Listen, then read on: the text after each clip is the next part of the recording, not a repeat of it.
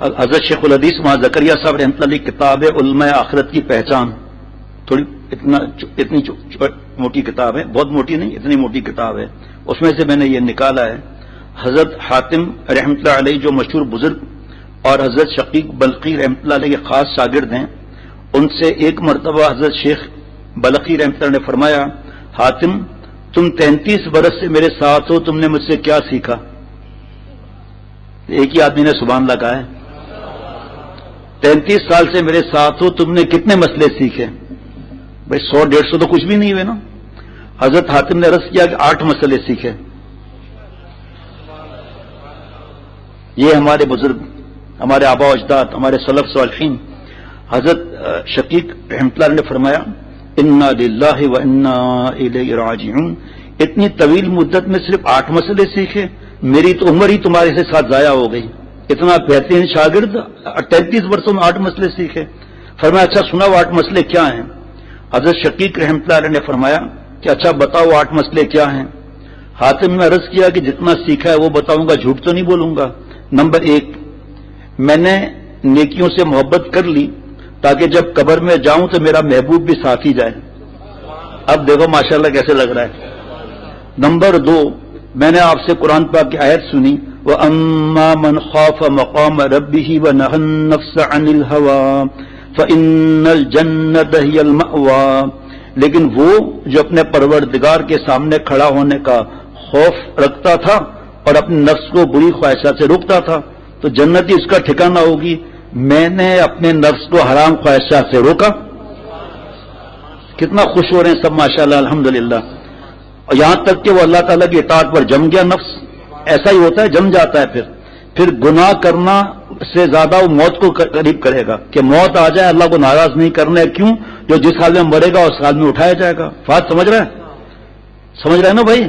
کتنا آسان ہے نا۔ یا کوئی یہ تو نہیں ہے کہ سمندر میں لیٹنا ہے اور ریگستان میں یہاں تک مٹی ڈال کے نعرے لگانے ہیں، ایسا کچھ بھی نہیں ہے۔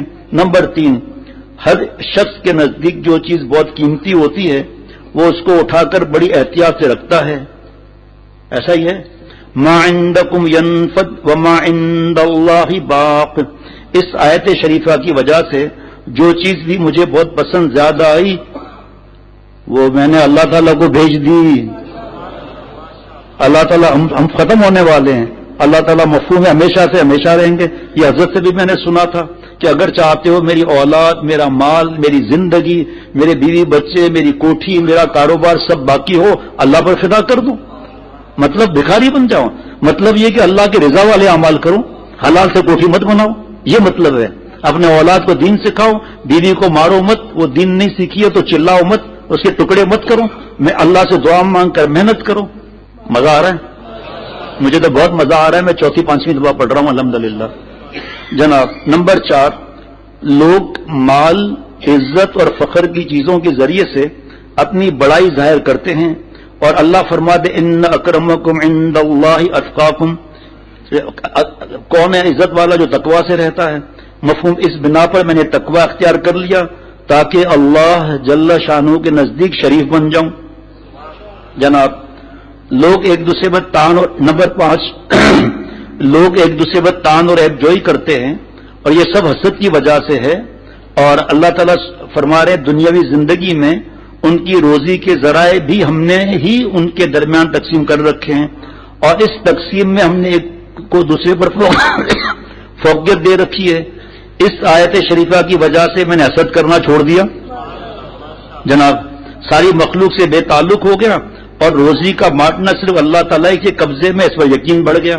جناب نمبر 6، تقریباً ہر شخص کی کسی نہ کسی سے دشمنی ہے۔ ان الشیطان لکم عدو فاتخذوہ عدوا، یقین جانو کہ شیطان تمہارا دشمن ہے، اس لیے اسی کو دشمنی سمجھتے رہو۔ بس میں نے اپنی دشمنی کے لیے اسی شیطان کو چن لیا، نفسی حرام خواہشات کو چن لیا، اور ان سے دور رہنے کی انتہائی کوشش کرتا ہوں، دعویٰ نہیں کیا، اور اس کے علاوہ سے اپنی دشمنی ہٹا لی۔ اس نے یہ کر دیا، وہ کر دیا، غیبت وغیرہ پتہ نہیں کیا کیا۔ نمبر 7 بھائی اس کی ریکارڈنگ لے لیں بعد میں۔ اکثر مخلوق روٹی کو طلب میں لگ رہی ہے، دوسروں کے سامنے اپنے کو ذلیل کرتی ہے، اکثر سب نہیں، اور ناجائز چیزیں اختیار کرتی ہیں. آپ نے مجھے قرآن پاک کی آیت سنائی وما من دابۃ فی الارض الا علی اللہ رزقها سورہ ہود. اور وہ زمین پر چلنے والا کوئی جاندار ایسا نہیں، اور زمین پر چلنے والا کوئی جاندار ایسا نہیں ہے جس کا رزق اللہ نے اپنے ذمے نہ لے رکھا ہو. میں بھی انہی میں سے ایک ہوں، بس میں نے اوقات ان چیزوں میں مشغول کر لیے جو مجھ پر اللہ تعالیٰ کی طرف سے لازم ہے، اور جو چیز اللہ تعالیٰ کی ذمہ تھی اس سے اپنے اوقات کو فارغ کر لیا.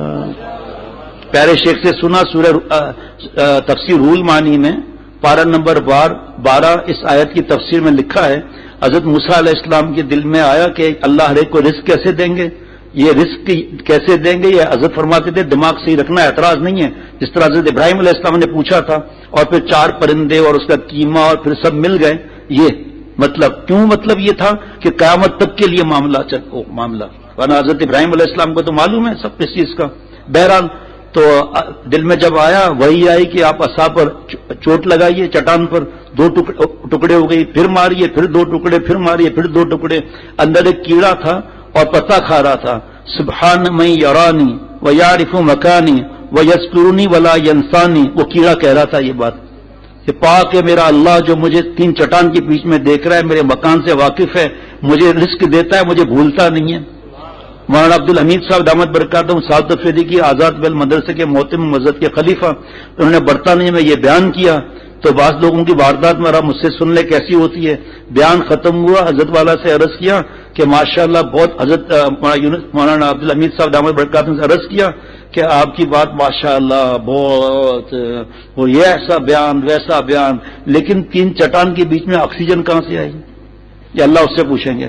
اللہ کی قدرت سمجھ میں نہیں آ رہی. ہمارے اکابر لڑتے نہیں ہیں، ناراض نہیں ہوتے ہیں. فرمایا میں ابھی آپ کو جواب دیتا ہوں کہ 3 چٹان کے بیچ میں آکسیجن کیسے آئی. پہلے آپ مجھے بتائیں انڈے میں چوزے کو آکسیجن کون دیتا ہے؟ اب خاموش ہے. ماں کے پیٹ سے بچہ باہر آتا ہے انکیوبیٹر، ان کو آکسیجن چاہیے. ماں کے پیٹ میں کس طریقے سے اللہ نے، بھائی جب دل کی دھڑکن ہوئی تو آکسیجن شروع ہو گئی نا، وہ کس نے کیا؟ اب خاموش بیٹھے ہیں. امرود کھولا، ایک نے امرود خریدا، کھولا تو اس میں کیڑا نکلا. امرود والے کے پاس گیا، تم کیسا آدمی ہے بھائی؟ اس میں سے کیڑا نکلا ہے. کہ 10 روپے میں کیڑا نکلے گا، الٹو گاڑی نہیں نکلے گی. تو امرود کے اندر کیڑا کیسے گیا بھائی؟ وہ سوراخ کدھر ہے؟ دیمک لگ گئی لکڑی میں، سوراخ کدھر ہے؟ وہ ٹوٹ کے بکھر گئی جب پتا چلا دیمک لگی ہوئی ہے. تو ایسا کبھی امرود والے کو نہیں بولنا کہ اس میں سے کیڑا نکلا ہے. وہ بولے کہ ہم کیا کریں بھائی، کیڑا نکلا، الٹو گاڑی تھوڑی نکلے گا یا ہونڈا موٹر سائیکل تھوڑی نکلے گا اس میں سے. بعد ایک آدمی نے کہا بھائی جان آپ کے ٹھیلے پر جو کپڑا رکھا ہوا ہے اس کا ہٹا دیں، دیکھیے اندر کیا ہے. کیا کپڑا نہیں ہے میرے بھائی، اس کے اوپر مکھیاں بیٹھی ہوئی ہیں جناب. اچھا جی. 8واں، ساری مخلوق کا اعتماد اور بھروسہ تجارت، دستکاری، بدن کی صحت اور قوت یا کسی ایسی خاص چیز پر ہے جو ان کی طرح خود بھی مخلوق ہے. اور اللہ تعالیٰ فرما رہے وَمَن يَتَوَكَّلْ عَلَى اللَّهِ فَهُوَ حَسْبُهُ. جو شخص اللہ تعالیٰ پر توکل و اعتماد کرتا ہے بس اللہ تعالیٰ اس کے لیے کافی ہے. اس لیے بس اللہ پر توکل میں نے کر لیا اور بھروسہ میں نے کر لیا.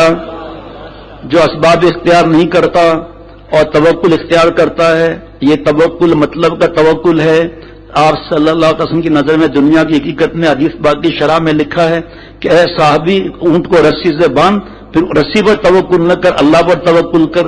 شیخ العرب العجم پیارے شیخ فرماتے ہیں کہ 100% اسباب اختیار کرو، اس کے بعد نقصان ہوگا تو آپ کو کوئی پریشانی کیوں نہیں ہوگی. اگر آپ نے اسباب اختیار نہیں کیا شیطان آ جائے گا، اگر تو ایسا کرتا تو ایسا ہو جاتا، اگر تو فلاں ملک سے آتا ایسا نہیں ہوتا تو ایسا ہو جاتا. جو 100% اسباب اختیار کرتے ہیں ان کے بعد بھی شیطان آتا ہے تو ایسا کرتا، تو وہ دل میں کہا ایسا تو میں نے کر لیا. خوش ہو رہے ہیں نا آپ لوگ.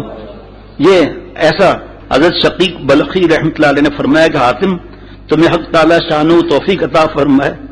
میں نے تورات، انجیل، زبور اور قرآن عظیم کی علوم کو دیکھا، میں نے سارے خیر کے کام انہی 8 مسائل کے اندر پائے.